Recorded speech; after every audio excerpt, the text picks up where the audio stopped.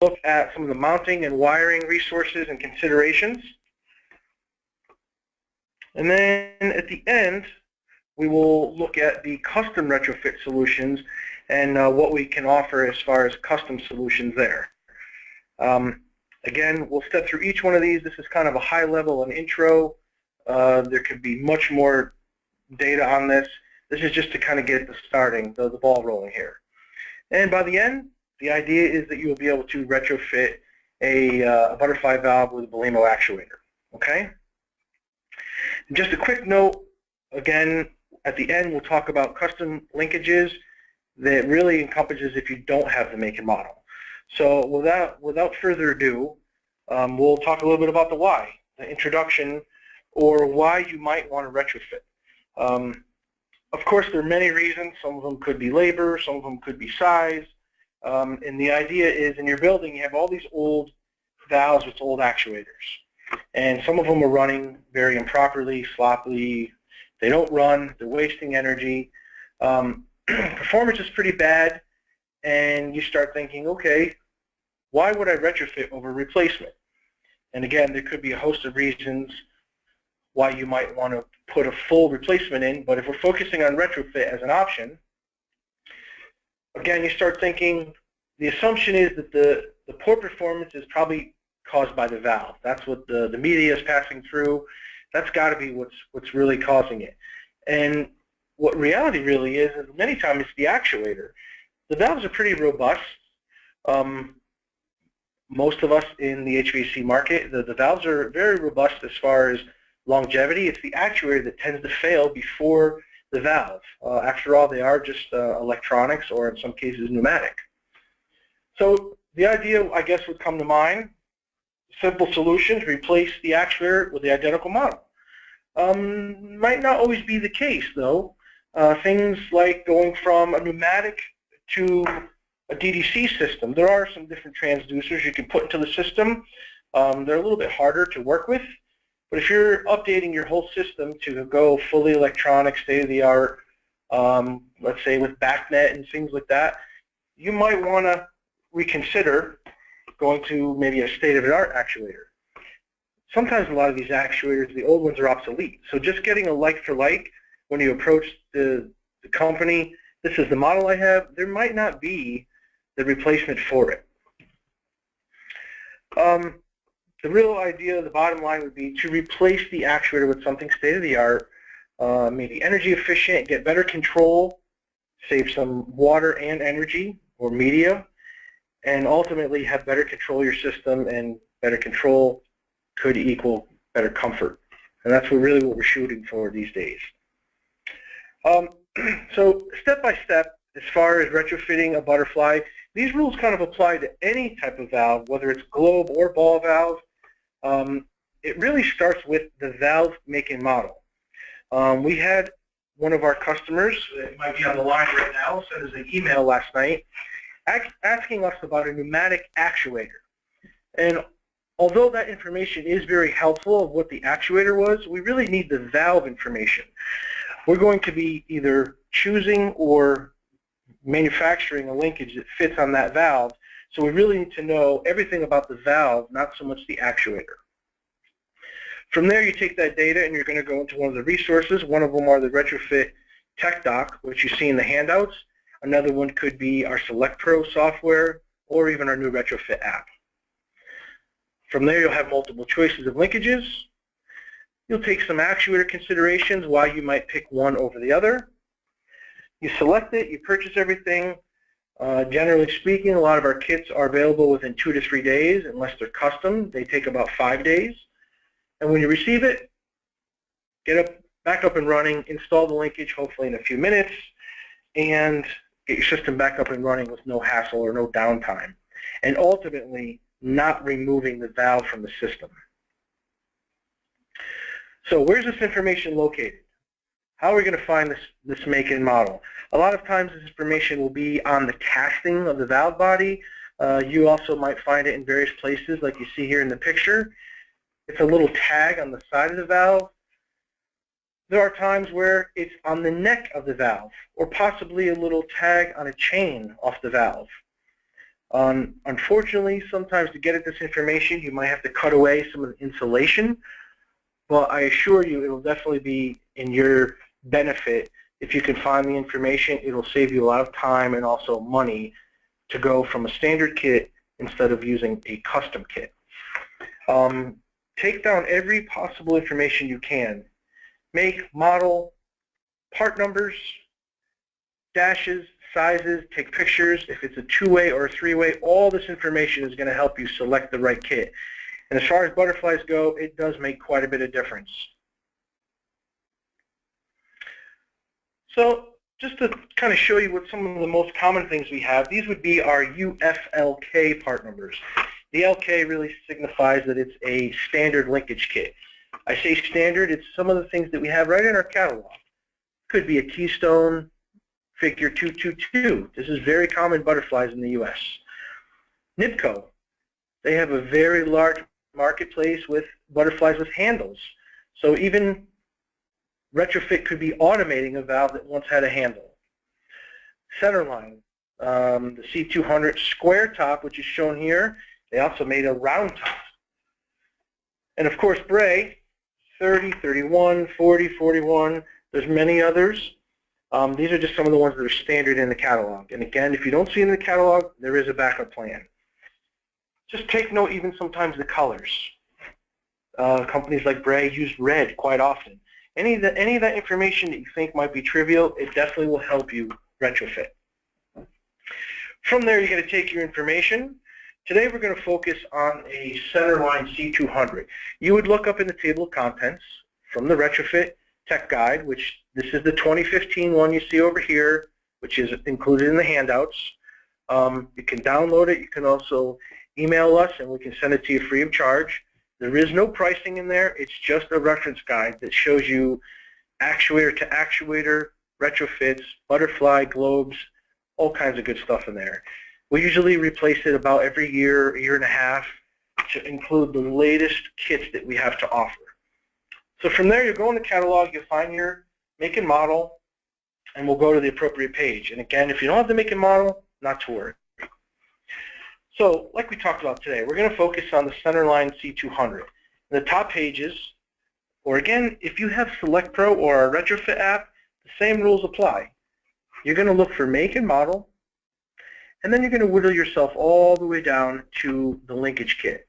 And just note that two-way and three-way are broken out separately because those kits are very different. So in today's example, we're looking at that C200, a round top. You're going to go into the catalog. You're going to look to see that it was a two-way, 2.5 inch. We're on the right page. And you can see there's quite a bit of choices for the linkages. There's 5 choices in total. Some with non-spring and some with spring return or fail-safe. For those of you who don't know, fail-safe is when the power goes out, it will go to a fail position. And the non-fail-safe would be on a power failure, it would stop right where it is. So again, you're going to look here and see all these choices. We're going to take a look at each one and help decide what we want for our application. So I'll tell you ahead of time, today's example, we're using a Centerline two-way, and I ultimately want to have a non-spring return industrial actuator. So that's what our ultimate goal is today. Okay? So in the catalog selection, you see 5 actuator choices, a GM, SY1, SY2, 2 AFs, or a GK. Now, the next question you ask yourself, you saw in the catalog, do I need fail-safe? Yes or no? Okay? If I do need fail-safe, the choices are with AF or GK. The F is a spring return, the K is an electronic supercapacitor. And today we're focusing on non-fail. Okay, so now with non-fail, I have 4 choices, GMs, an SY1, and an SY2. Now, one of these, the GM, is a standard airside actuator. The other 2, the SYs, are an industrial style actuator. There's differences between both of those also. The standard actuators like the AF and GM, these are the kits that go along with it. They usually have less torque. They usually are NEMA 2 rated, which means it cannot be mounted outside.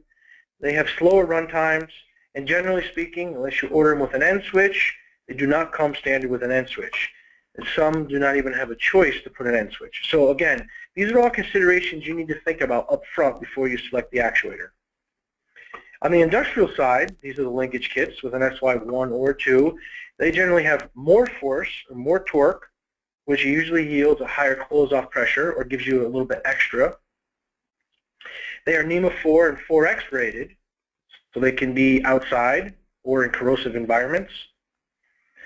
They usually have a much faster runtime, and they come standard with end switches inside the case. So they're there, available, whether you need them or not. They are actually inside the case, come standard. So those are a real big difference between the two. So today we wanted to focus, again, I said I wanted an industrial version. Now there's two different versions between that, an SY1 and an SY2. The SY1 is a little bit smaller, has lower torque, where the SY2 is a little bit bigger. It has MFT functionality, so it can be any control signal you like, has a higher torque rating, and also comes standard with an external override crank. The SY1 only comes in on-off or a modulating 2 to 10. So they're both NEMA 4, they both have end switches, but they're a little bit different between each other also.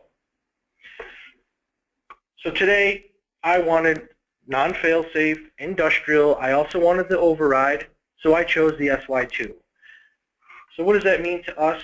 As we whittled all the way down through the catalog, we came up with this selection. A UFLK 3540 and an SY2 of your choice, which could be a 24, 110, modulating, on-off. So you have quite a few choices. All the choices are outlined in the PGPL, our price guide, in the retrofit section. There's also pricing there. In the price catalog, you would see the pricing for this UFLK linkage. An example, this one here might be $300 or $400 list price. An SY could range anywhere between $2,000 and $4,000 list price, depending on the size and features. So we selected our linkage. The day comes where the linkage shows up, and inside the box you will get this instruction sheet, this little booklet, which is in the handouts also.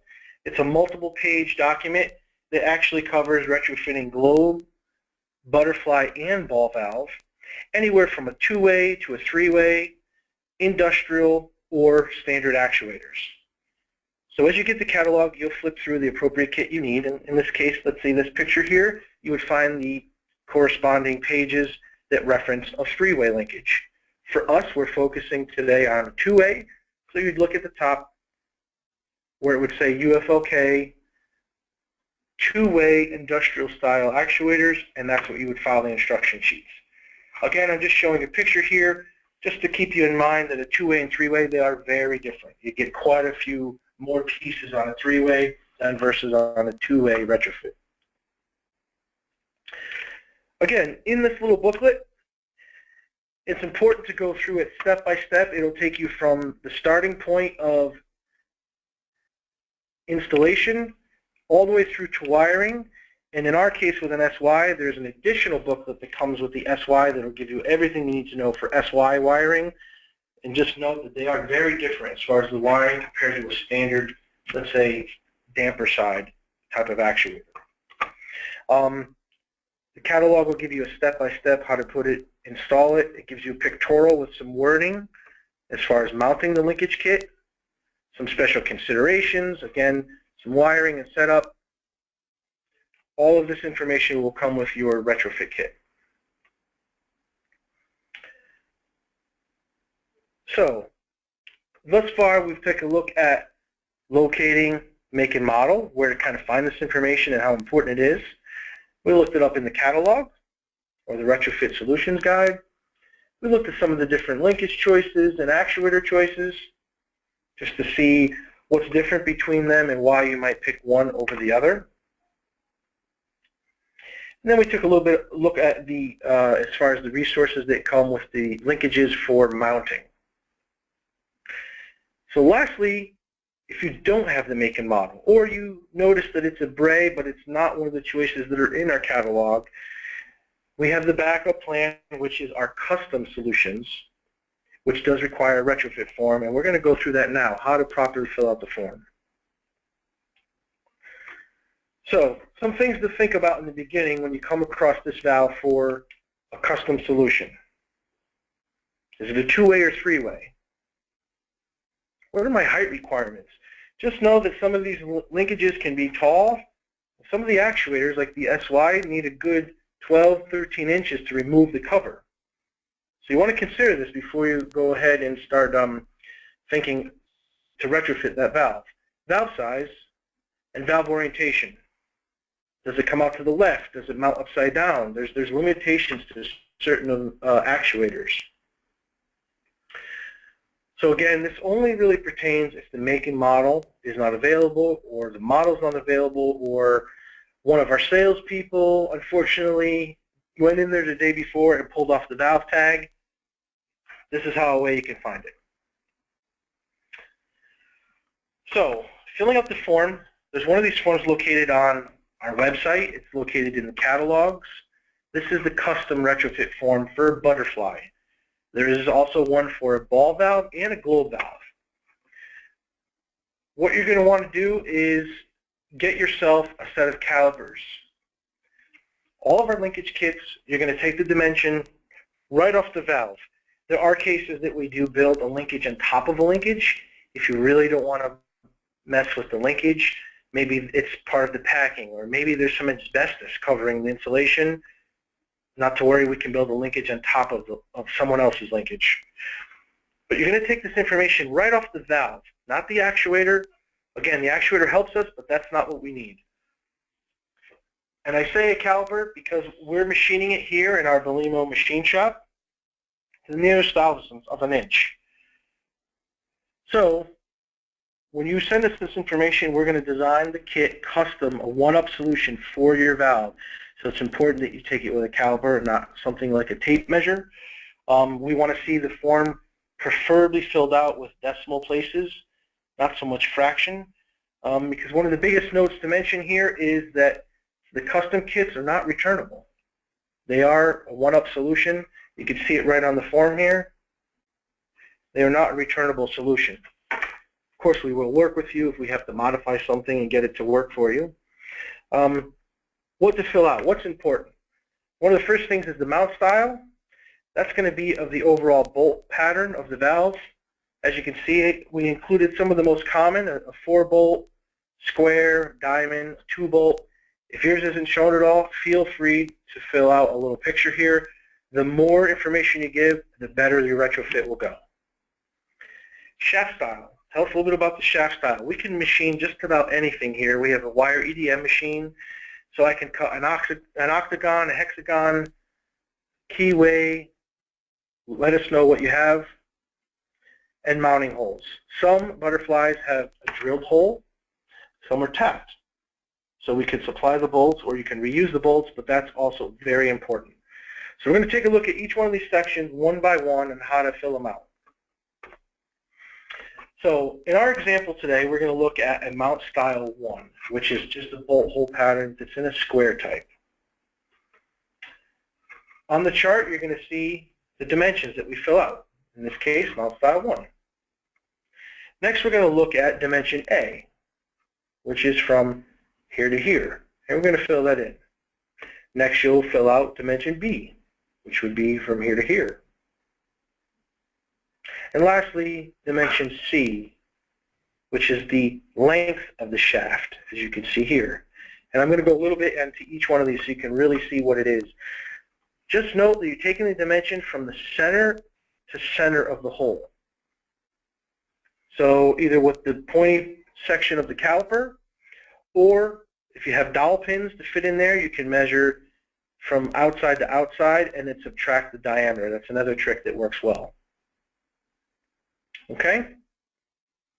So in our example, we're going to 1 3/4. That's what I got for dimension A, and I fill it in. Again, here's a real-world picture of what we're looking at for the mount style. Now, dimension B, We're going to measure that. In this case, we got 1 3/4 also. In many cases, A and B are the same. Some cases they're not. It might be a rectangle, but in this case, it is the same. Dimension C. Dimension C is the length of the shaft sticking out. This is the little piece where we're going to attach a coupler to that creates the interface between your valve and our actuator. You're going to take the long end of the caliper, and as you open the caliper, a little pin will stick out, and you're going to measure it from the base to the top. The length of that little pin sticking out will give you the length of the shaft. And again, in our example, we're using 1 1/4, 1.250. So, dimension D. Again, for our example, I'm using shaft style D, what they call a double D. You're going to open up the caliper, and you're going to put it across the total diameter of that valve shaft. You can see it here, and also here in a real pictorial. And we're going to jot that down. In our case, it is 0.625. Next, we're going to look at dimension E. Dimension E is the length of that flat as it goes down the shaft. Now, it's important to know that sometimes this dimension E does not travel the full length of the shaft. It could stop short. And in our example, it does stop short. 1.25 was how long dimension C was, the full length of the shaft.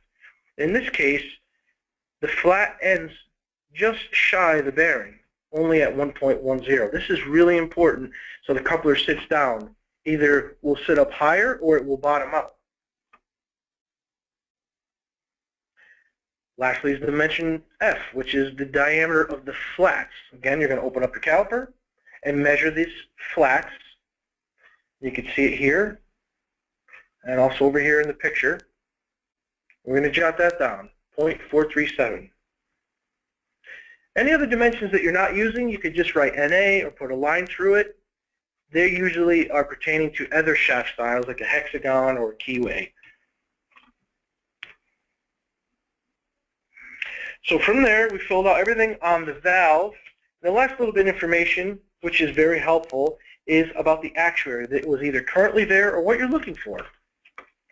Just like we looked at before, for a standard kit, what kind of actuator do you need? Indoor, outdoor, VDC, fail-safe.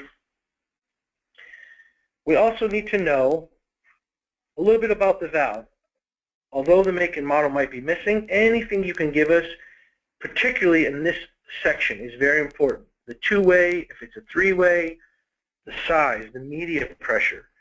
There's no need for us to give you a very large actuator if you only have a 2.5-inch butterfly that's low-pressure steam. So all that information helps us come to the right conclusion and the most economical solution for your retrofit.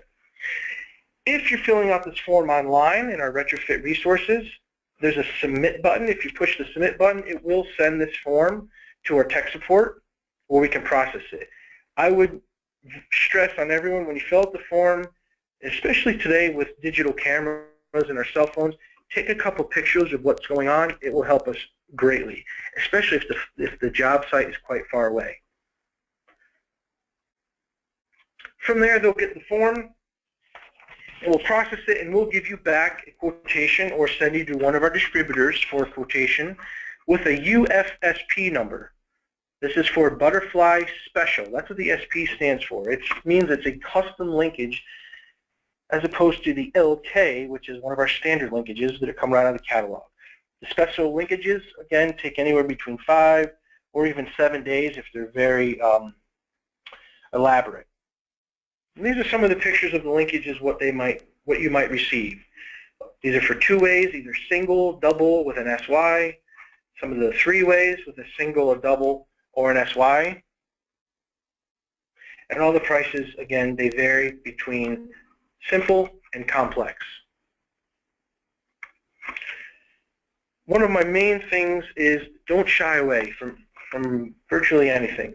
If there's a pipe above your valve If it's underneath a cooling tower and you need to put something in there, there generally is a way. We can make all kinds of custom linkages that can be on there. Some of them can be quite expensive, like one of these offsets, and take about 5 or 7 days. But I assure you, you will be able to retrofit that valve without losing any downtime. If you get equipment that was sent to you without any actuation by someone else's brand, make, and model, not to worry, we can put a linkage on it. So really the point of this slide is don't shy away. Sky's the limit. There's many resources out there to help you do these retrofits. Anything from the tech book, which is in the handouts. We have a retrofit app available now for iPhone and Android, and also iPad. And it'll work the same way as we looked at today. You would select water, butterfly, centerline, and it'll tell you what linkage to purchase. A lot of the standard linkages are available online. There's YouTube videos. All of our retrofits are in Select Pro. There's Belimo 101 modules for butterfly or globe. And another topic, fire and smoke retrofits. That's another very big topic and totally available to you. All these resources can be located on belimo.us. And with that, I would thank everyone for attending today. I appreciate all your time, and I will hand it over to Michaela. All right. Thank you so much, Joe. We do have a couple of questions, so if you do have additional questions after I end the webinar, please feel free to email me, or you can email marketing@us.belimo.com, and we'll surely assist you. All right, so here we go, Joe, with some questions. Okay. Are there any known butterfly valve applications that cannot be retrofitted of cost prohibited? I would say some applications that are a little out of Belimo's scope for HVAC, we shy away from as far as things like cryogenics. None of our actuators are submergible, so there are butterfly applications that could be at the bottom of a elevator shaft or swimming pool. We stay away from a lot of those because our actuators are not submergible. We also tend to shy away from applications that are safety, gas valves specifically. When you go to retrofit a gas valve, you want to be the control valve, but never the safety valve. You don't want to take on being the safety valve for a retrofit. But so those are really the ones we shy away from. I would say just keep it in your scope. If you're dealing with an HVAC actuator, try and have the application match that valve. All right. Next question. Is it a good practice to convert a hand isolation valve to a modulating type? The general rule of thumb for me for retrofitting any valve is if it has a handle, but it also has a mounting pad, a mounting surface, they could be ISO pad or not, then this valve was intended to be automated. There are some valves that don't have any mounting surfaces that were intended just to be a hand valve. They're not intended to be automated daily. But I would say, yeah, it's a good idea. If you are the technician that has to get stuck running down to the basement every day, sometimes you want to put an actuator on there that's just on-off. I just need to turn this on and off daily. Maybe you throw an actuator on there with a very simple switch or circuit. But yeah, this happens very, very often. Systems get put in with a handle, and then later on they want to be automated as the system gets bigger or the building it gets bigger. All right, next couple of questions. If MFT is programmable, what type of programs does it have? It's on-off, modulating as far as VDC signals, 2 to 10, 0 to 10, and it also does 4 to 20 milliamp. Okay. What are some ways to tell if the valve has failed as opposed to the actuator? Before you do a retrofit, I would say take off the actuator, and you want to do a full inspection of that valve. Putting a wrench or pipe wrench on it, see if you can fully open it, fully close it, see if it closes off all the way. If there's any signs of the bearing have been leaking for many years, either water pooled up on the shaft or a big pool of water on the floor, you generally might want to stay away from it. If you go to open and close the valve and it takes much more than you can do with hand power, you might have a problem with your seal or some debris in there. So doing a full inspection of the valve is very important before you take a look at retrofitting a valve. Make sure the valve is still good. I always like to isolate the actuator from the valve and do an individual inspection on each to determine what's going on. All right, and the next two questions I'm actually going to handle. So the first question is, can this course or webinar today be counted as a professional development hour course for professional engineers? Unfortunately, today is not a professional engineer continuing education course, so we are not providing any CE credits. And then the final question we have from our audience, where can we access this webinar to rewatch it at a later time? That's an excellent question. At the end of the webinar, you will be receiving a thank you letter for attending, and in that thank you note, you will receive a link. You can also find this webinar posted to our YouTube page. Simply type in Belimo and in the search engine on YouTube, and our Belimo Air Controls page will pop up, and you'll see it's a recently added webinar or link to that page. Just give us a couple of hours to get that all set, but probably by tomorrow it will be ready. And if you have any other questions, please feel free to email us at marketing@us.belimo.com. I thank you everyone once again for attending today's webinar, Introduction to Retrofitting Butterfly Valves. Joe Carcare, thank you so much for doing an excellent job. And once again, we look forward to having you participate in our next webinar. Thanks everyone. Have a great day.